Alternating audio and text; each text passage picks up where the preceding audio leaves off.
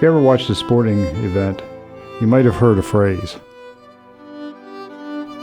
A certain phrase.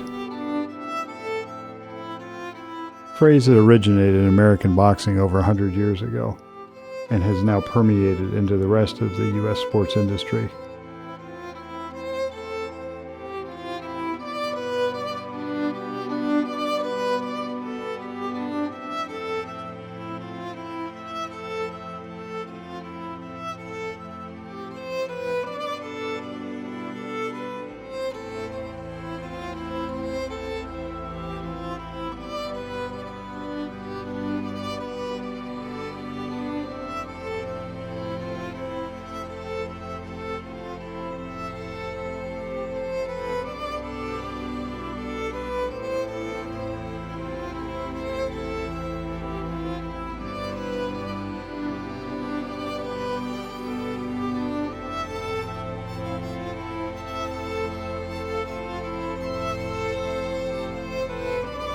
And even American culture.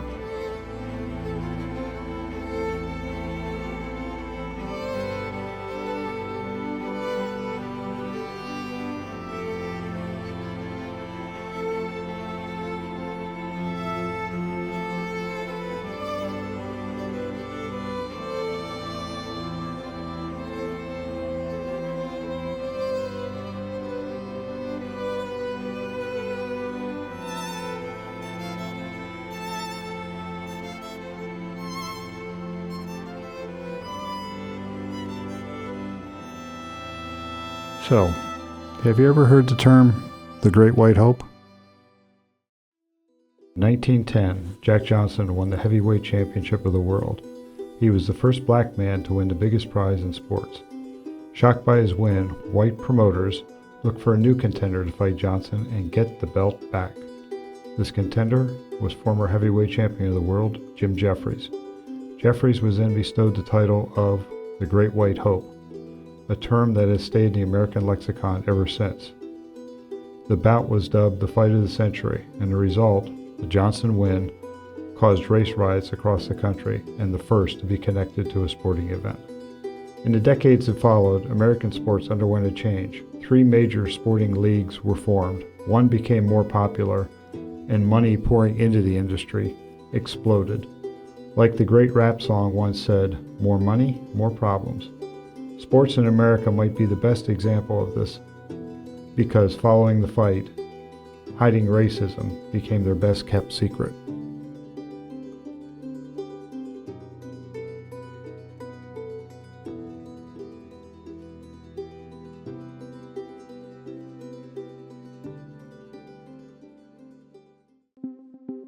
Similar to the 4 major sports leagues in America, there are 4 ways that American sports hide racism. The first category is image. In American sports, it's how our athletes dress on the sidelines and how they can or not create a family-friendly image. Next is demographics and how and where the money is located, where people live, and how much it can cost to attend sporting events or participate in sports. Third is statistics and how sports leagues use numbers to bolster who they want to be perceived as great and who they want you to forget. Last is terminology and how terms and specific phrases help push divides in our country. Jack Johnson lived this. Before he became the first black man to win the heavyweight championship, he was considered the first colored heavyweight champion. This lexicon stays today as a way to help push a narrative for people to explain the differentiation between races and athletes. This is why the term, the Great White Hope, has expanded into all sports and even pop culture.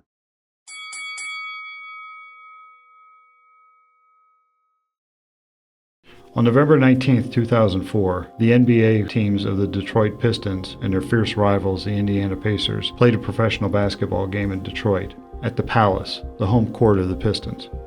During the game, Pistons players and Pacer players had a quick fight. After the first fight, the Indiana Pacers star, Ron Artest, decided to lie down and cool off. It was at this moment a white fan threw a drink at him, causing him to run up the steps and into the stands to confront the fan. This incident would be called the riot, or better known as the Malice at the Palace. Almost overnight, NBA Commissioner David Stern disgusted by the behavior, announced two things. First, that there would be a major suspension of Ron Artest and other players involved in the fighting. But more confusingly, the subsequent dress code that would be imposed. Why a dress code for people on the bench? This is where image comes into play. Before David Stern, the NBA had a certain image, but it just wasn't good for most Americans. The league was close to bankruptcy and was noted as being too black. The NBA needed a spark of hope and interest in white America. That came in 1979 when Larry Bird and Irving Magic Johnson entered the league. Their entry created a more professional and easier image, more simply, black versus white.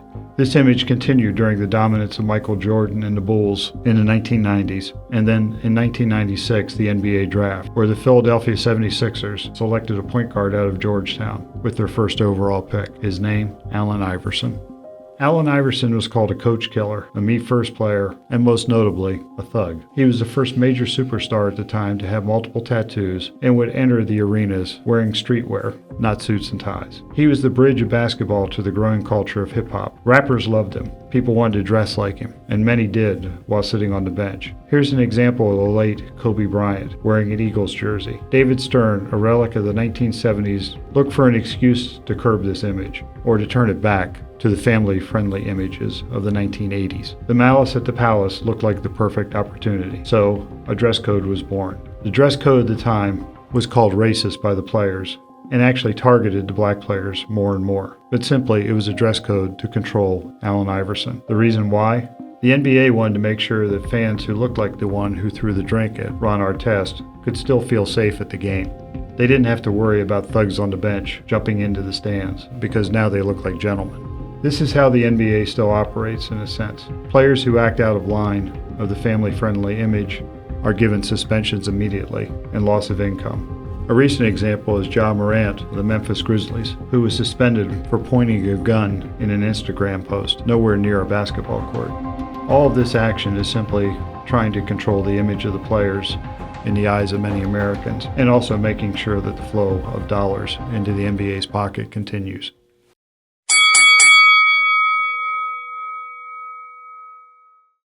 Demographics are possibly the most important factor in the world. Knowing where you live, your income, and specifically the climate that you operate in. The NHL is no stranger to this, and thus centered their whole league on demographics. What if I told you that the NHL has the lowest participation rate for minorities in sports? Would you be surprised? Probably not. Well, that's the case, as it only has an 8% minority rate of participation. That is significantly lower than second place, which is MLB, Major League Baseball, at 46%. Why is it so bad? Well, let's look at a map. This is a map of all the NHL teams in the United States and North America. See the line running through Washington, D.C.? You'll notice something. Only 11 of the 32 teams are below this line. And let's look at a similar map. This one demonstrates the black population in the United States. See something? Now let's look at the Hispanic population and the Asian population of the U.S. This map shows that about 59% of the three largest minorities in the United States, Black, Hispanic, and Asian, live below the red line. So what's this line have to do with anything?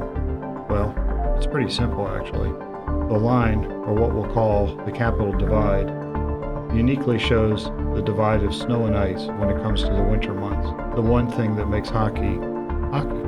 You see, if a person lives in a climate where it is easier to make ice, find ice, or practice on ice, there's a higher chance that there will be a lot of NHL players coming from that area. Let's go back to the maps. This map shows all the demographic minority areas of the Dallas-Fort Worth area.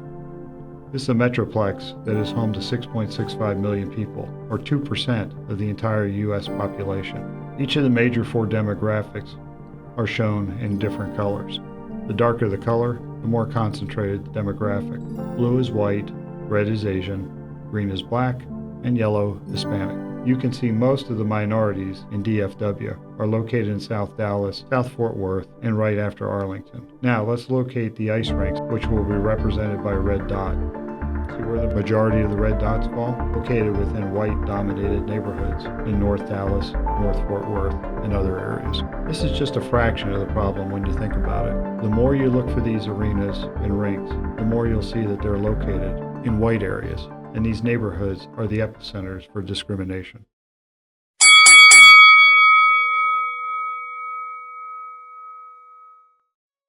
Let's move on to statistics, or stats. Stats have become the dictation for how great a player is. Can the numbers lie? Sure, if you look at them in a different way.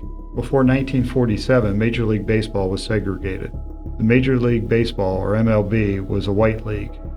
Negro leagues were the black ones. They were both segregated and never played games against each other. This allowed for MLB stars to become celebrities, or even more, myths, like the great Babe Ruth. He's considered the greatest baseball player according to almost every single sports media outlet. So how can this man, this myth, Babe Ruth, be the greatest? Well, it's through stats. He's the leader in slugging percentage, OPS, and OPS plus by a career. This means in terms of offensive production, the benchmark of greatness, Ruth is the best. Yet the numbers do lie a bit, because you see there actually was somebody with better numbers. This being the man named Josh Gibson. He was a Negro League superstar. The Negro Leagues were the black equivalent of the MLB until 1951. According to Baseball Reference, Josh Gibson was actually better than Babe Ruth in OPS slugging and OPS plus. Here are their numbers on these statistical categories. Now if we want to do another experiment, let's take their best seasons according to OPS plus and compare them to see who had the better one. Gibson beats Ruth by over 22 points, with an average of 268 to 244. But this is just the start of the differences between Babe Ruth and Josh Gibson. The reason why baseball promotes this lie is because of a simple fact that the game became harder when more people were involved, thus destroying the myth of Babe Ruth, building the game up to what it is today. Here are the attendance numbers before Babe Ruth's first game.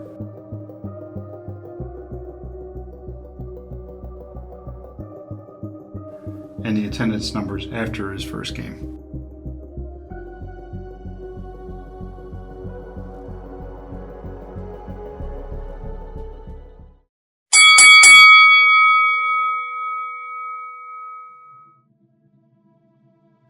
The final area is terminology.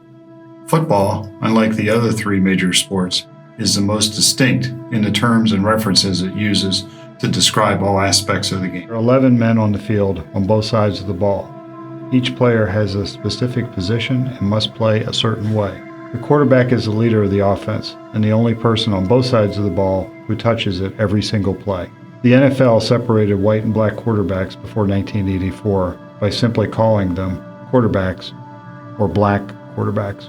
Black players were banned from positions such as center, quarterback, safety, and middle linebacker, according to the sports reporter Dale Hansen, because these positions were considered the most important and needed the most intelligent individuals to be calling the plays at each site.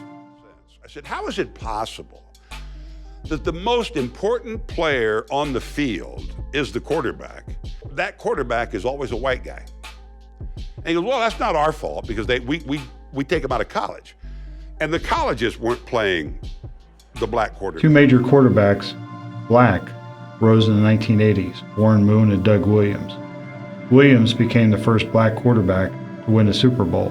Warren Moon became a statistical wizard and propelled the Houston Oilers into Super Bowl contention almost every year he played. These two quarterbacks helped destroy the terminology of black quarterback and just made it quarterback. Unfortunately, though, they also helped to create a new one. The NFL still appears to be scared of black quarterbacks, so they had to look for another term. This term is now called mobile quarterback.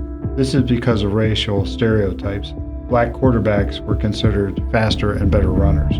White quarterbacks, another term popped up, pocket passer, or pro-style quarterback. Which of these became the gold standard of the NFL? Pocket passer, because for some reason throwing out of the pocket was the only way to win. Black quarterbacks, like Geno Smith, was actually stated in his draft profile to be a runner, not a quarterback. Geno Smith likes to run after his first passing option is not open, so he can be deadly with his legs. said his draft profile. Two things. In college football, a sack, the act of a defender tackling the quarterback for a loss of yards on a pass play, is counted as a rushing attempt. So if a quarterback gets sacked, that means that they had negative rushing yards on the play. Geno Smith's junior year of college, he had negative rushing yards for the entire season, meaning that he would rather have been sacked than scramble for yards. We also see this today as people have called the current Eagles quarterback, Jalen Hurts, a non-factor in the pocket, even though his statistics show he's a better passer in the pocket than out of it. This terminology is an easy way for owners and general managers to help dictate which players they want on the field, because again, 11 players equals 11 opportunities. They want to make it easier for the fans to subconsciously separate white versus black using old racist stereotypes from an earlier time.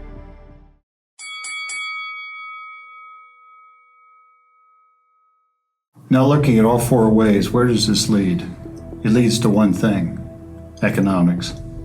In the United States, all sports leagues are financial enterprises with, unfortunately, racist tendencies.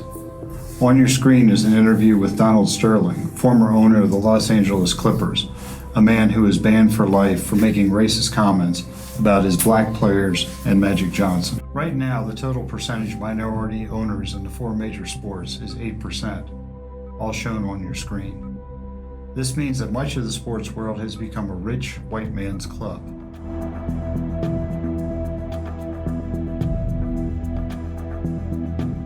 An example is the fact that the Dallas Cowboys, the most valuable sports franchise in the world, at an estimated value of just over $10 billion, has never, in its 64 years of existence, hired a black head coach, offensive coordinator, defensive coordinator, or special teams coach. Also, there is only one Hispanic owner, Artie Moreno, the owner of the Los Angeles Angels, and he is being pressured to sell that team because of a lack of winning in postseason play. It also doesn't help that he just lost the best player in the world, Shohei Ohtani, to his crosstown rivals, the Los Angeles Dodgers.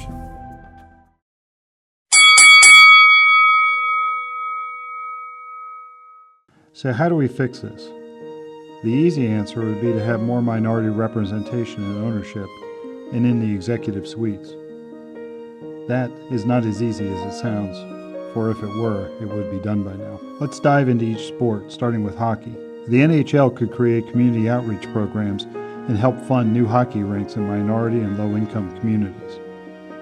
Basketball, the NBA, is already fixing its image problem. Adam Silver, David Stern's successor, has almost eradicated the dress code. Players have gone from wearing three-piece suits to hoodies with blazers or team quarter zips. Even their coaches have gone from three-piece suits to quarter zips or sweats. Baseball, MLB, can do one thing: push the modern era from 1901 to 1947, when Jackie Robinson broke the color barrier and the sport became desegregated. We can honor the greats before 1947, but put them in a separate category or even a separate hall, and understand the statistics that their game generated were much different than today's game. We should also increase the number of Hall of Fame inductees in the Baseball Hall of Fame to reflect the change in the quality of player. Right now, over 50% of the Hall of Fame inductees either played or started their careers before Jackie broke the color barrier. We can add the vast number of players who were shut out or forgotten, such as the Negro League members, and finally give them the recognition they deserve. Football, the NFL, can drop the old terms and call quarterbacks quarterbacks. We're seeing this now because of the excellence of modern quarterbacks such as Patrick Mahomes, Jalen Hurts, Jordan Love, Lamar Jackson, and Dak Prescott. These changes have already affected recruiting websites like 24/7 Sports, where skin color references have been dropped. If you're a quarterback, you're a quarterback. In closing, making these changes in the four ways could finally end the fight that Jack Johnson and those who followed him have been fighting since 1910, and create a world where all minorities are judged not by the color of their skin, but by their performance, putting to bed the term, the Great White Hope, once and for all.